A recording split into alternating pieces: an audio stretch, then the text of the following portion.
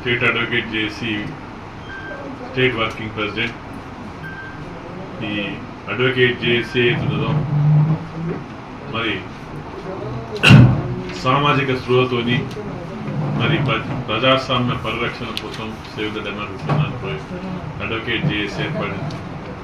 ఈ రోజున మరి ఎన్నికలు జరపడుతున్నాయి. ప్రజాస్వామ్యం ఎన్నికల తర్వాత ప్రజాస్వామ్యంగానే ఉండాలని మరి గత ప్రభుత్వం మోడీ గారి ప్రభుత్వం అప్రజాస్వామిక చర్యలు ఉన్నది. రాష్ట్రాలలో ఈ బీజేపీ ఇతర ప్రభుత్వాలను కూలదేవడమే ఆ యొక్క పనిగా పట్టుకున్నది.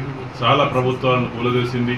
మరి అందులో భాగంగానే రేపు ఈ మోడీ ప్రభుత్వం కనుక సెంట్రల్లో వస్తే ఈ యొక్క తెలంగాణ ప్రభుత్వాన్ని కాదు దేశంలోని చాలా రాష్ట్రాలలో అంటే ప్రజాస్వామ్యంగా ఎన్నుకోబడ్డ ప్రభుత్వాలను కూలదేయడమే వారి లక్ష్యం. కాబట్టి ఇలాంటివి జరగద్దని చెప్పేసి, ఇలాంటి మోడీకి ఉండొద్దని చెప్పేసి కాంగ్రెస్ ప్రభుత్వాన్ని సుస్థిరంగా ఉండాలనే ఉద్దేశంతో మరి ఈ యొక్క జేఏసీ అడ్వకేట్ జేఏసీ ఏదున్నదో మరి కాంగ్రెస్కు మరి సపోర్ట్ చేస్తుంది. ఎందుకంటే ఆల్టర్నేటివ్ ఏదైతున్నదో సెంట్రల్లో మరి దాని కాంగ్రెస్ ఏదో గుడ్డిగా ఇది నిర్ణయం తీసుకోలేదు. అడ్వకేట్ చేసి ఒక ప్రభుత్వం ఉన్నప్పుడు ఆ పాలకపక్షం దానికి సరైన పోటీ ఇవ్వగలుగుతారు, ప్రజాస్వామ్యాన్ని ఎవరైతే రక్షించగలుగుతారనే ఉద్దేశంతోనే మరి ఈ రోజున కాంగ్రెస్ పార్టీని అధికారంలోకి తీసుకురావాలని చెప్పేసి అడ్వకేట్ చేసి నిర్ణయం తీసుకోవడం జరిగినది. ఏ ఉద్యోగం కూడా అడ్వకేట్స్తో ఆ రోజు స్వాతంత్ర ఉద్యమ పోరాటంలో కూడా గాంధీజీ మహాత్ముడు కూడా అడ్వకేటే.